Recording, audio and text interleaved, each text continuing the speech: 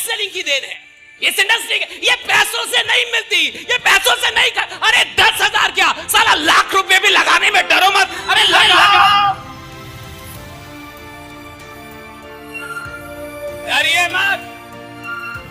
हमारे हार का सबसे बड़ा कारण है हम पैसा लगवाने में डरते हैं। हमें लगता है ये तो गरीब है, अगर इसका डूब गया तो हमको अरे घंटा बद्दुआ देगा, घंटा बद्दुआ दोगे तुम सलाम को। तुम फेल हो गए तो मैं रीजन, तुमसे हो नहीं पाया तो मैं खराब।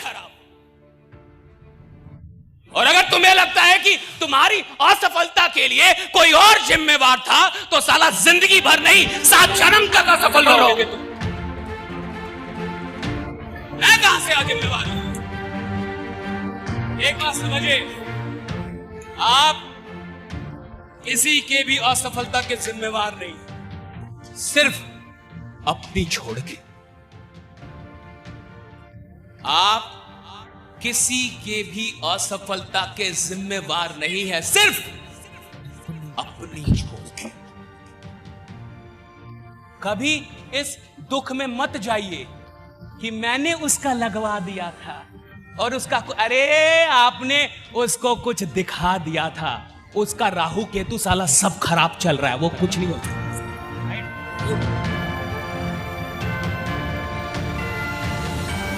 आपने काम किया था।